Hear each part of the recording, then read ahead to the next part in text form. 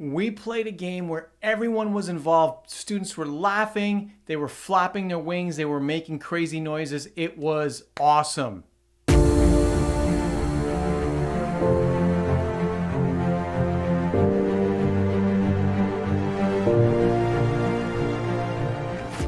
Okay, today I want to talk about how to take screen games, your typical trivia games or whatever, and make them way better. Typically, this is how screen games work. You invite two students up, or a couple of three, four, however many, and you have them write down on a piece of paper or whiteboard or whatever their answer, and then you show the answer, and then if they get it right, whatever. That's typically how it happens, right? I love screen games. I've created screen games. Matter of fact, there's a Halloween guess that celebrity screen game in the link below that you can go on Download Youth Ministry to pick up for your ministry. Grab that now. That's a great download. It's fun. You try to guess your celebrity. But here's the thing with screen games. You do them over and over and over again, even though they're different games, they're different subjects, right? It's about different things. They can kind of get boring and predictable. So I want to look at 5 ways, maybe a bonus way, on how to make your screen games, your upfront games, way better, more engaging, more fun, and bring some energy into them. Okay, so I want to walk through a couple of different ways. So the first way, right, is your classic dry erase board or notepad version where the students, you bring up 2 students or 4 students, whatever the number is, bring them up front. I love dry erase boards because they write their answer, and then on 3 you have them turn it around and reveal their answer.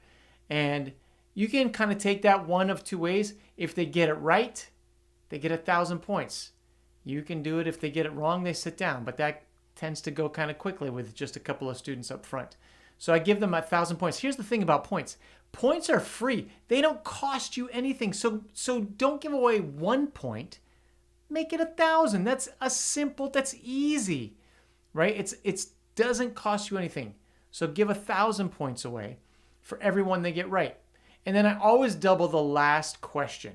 I double it, doesn't matter what it is, I double it, and I say that ahead of time just so you guys know the last question is going to be worth 2,000 points.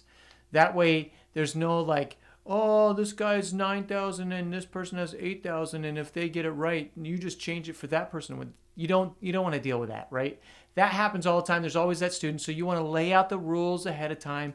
There's always going to be those students who are like, you didn't follow the rules exactly the way you said you were going to do them. So I try to kind of mitigate that and get it out of the way.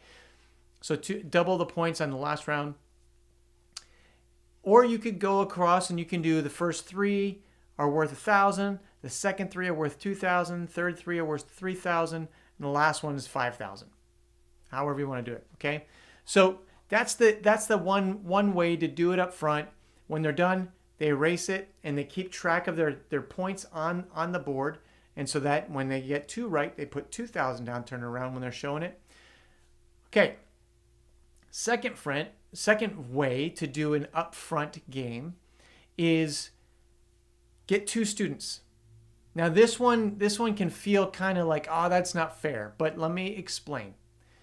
You get 2 students up front, they're going head to head. Do the dry erase board, however you want to do it.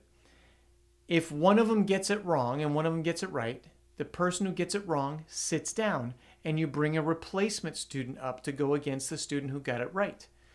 Then they both guess. If they both get it right, they stay in for the next round. If one of them gets it wrong, even if the first student gets it wrong, that student sits down. If the new replacement student gets it right, that student's in. Then you replace the first student. Is that making sense? So this student could stay up for 8 rounds and get 8 right and get the 9th one wrong and sit down, and then the replacement one could come up and the replacement one could win.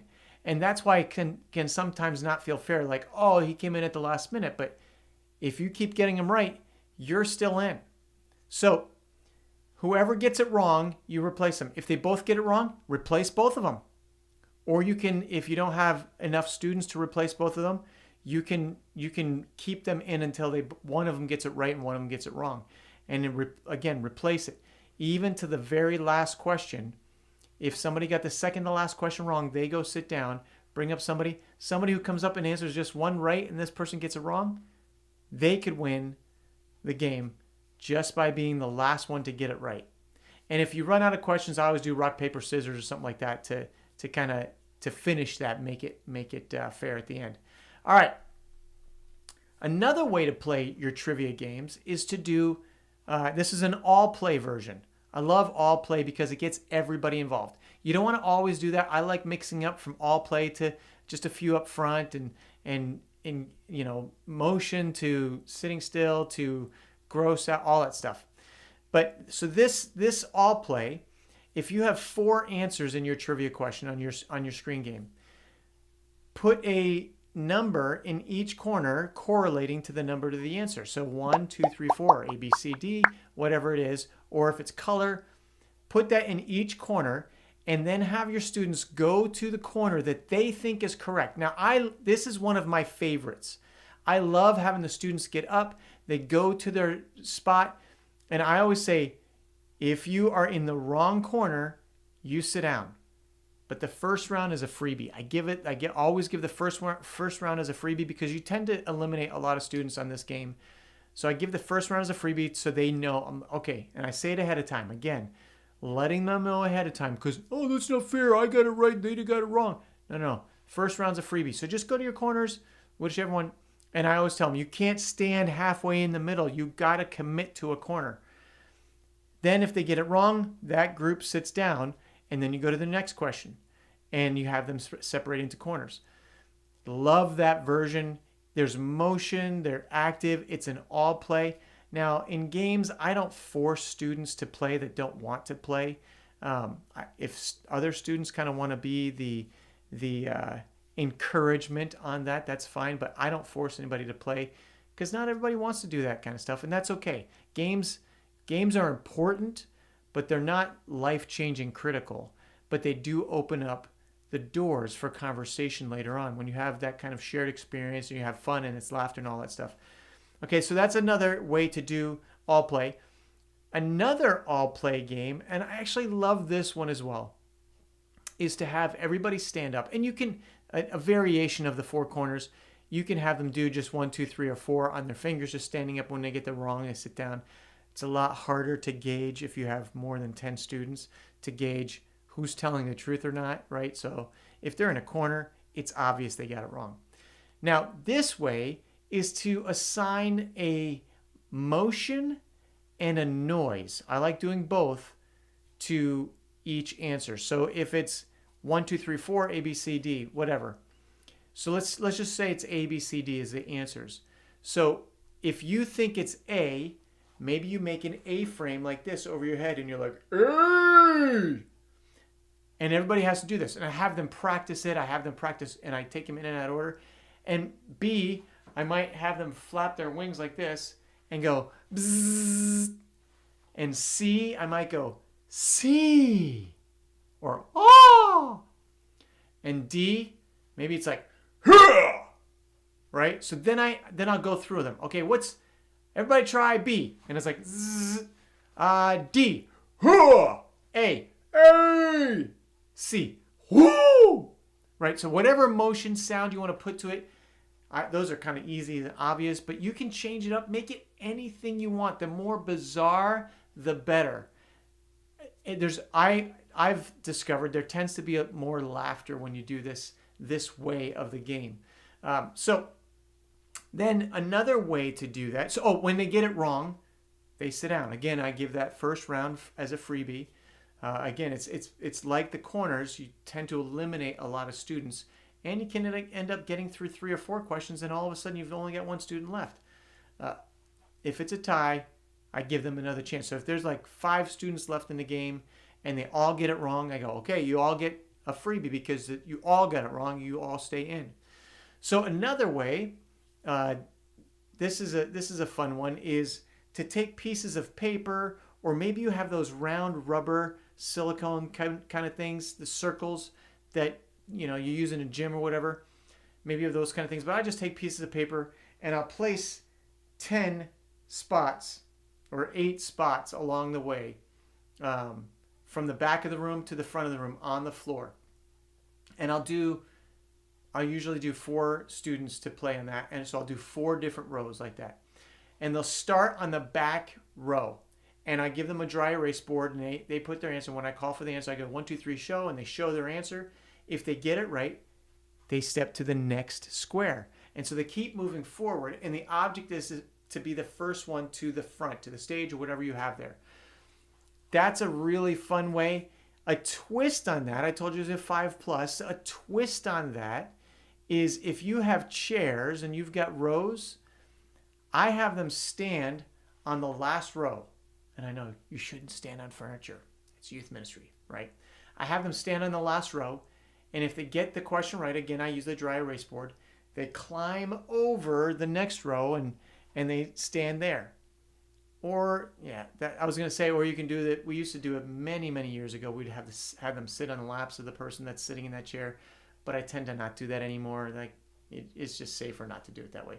But having them stand over and stand on the chairs, and they're kind of, maybe they have to push the student out of the way.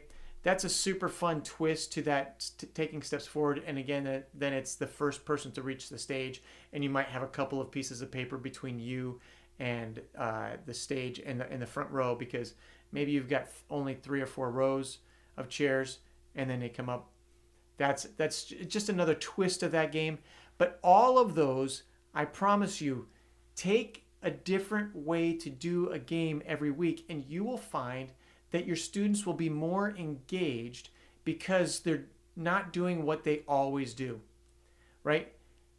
I love steak, but I've had a filet mignon at this place called LG's. It was a business thing, and somebody else paid for it, and it was like a $75 cut of meat, which was, I can't believe I had. It wasn't my choice to be there, but they're like, you go. Anyhow, that was the most amazing steak I've ever eaten in my life. Unbelievable. But if I had that every single meal, I'm likely to get tired of it. I love cake. If I have cake at every meal, I'm likely to get tired of it. Either of those every meal, probably going to get sick too, right? So it's the same with games. Like, you do the same game, same way over and over and over again, it's going to get old. So find a different way to do your games every week. Switch it up. Don't do just screen games. There's plenty of, you know what? I've got a free ebook I want to give to you, and an audiobook as well on games. Why we do games in youth ministry. I've got a whole bunch of no prep and low prep games that you can do. So the low prep is very little you need to do to prep the game beforehand. And then 15 best practices of actually running games, helping your leaders to know what the rules are, making sure you're very clear about all that stuff. So I would love to give that to you for free. The link is in the description below. Go ahead, click that link. There's an audiobook that's free that goes along with the ebook. I've found, like, when I read a book and I have the audio and I read along, it's actually much better for me and I retain it better. So love for you to have that. If you would do me a big favor, would you click the like button today? Click the subscribe button, get the notification so you know when you've got when there's a new podcast. We release these every week. Would love to have you subscribe to the podcast. We got some really cool stuff coming up. You saw we had an interview with Kenny and Elle recently. If you haven't seen that, go ahead and click on the most recent video. Marco, who, both of those are phenomenal interviews. We'll have other interviews in the upcoming weeks and months. I'm super excited about some of these people. Well, all of them that I'll be interviewing have some really great insight into youth ministry. These practical youth ministry tips to help you be better at what you do. I want to encourage you, empower you, and equip you with some simple, practical tips. So hopefully you can take something from this today and implement it right away into your ministry. God bless you. Thank you so much, and we'll catch you next time. See ya.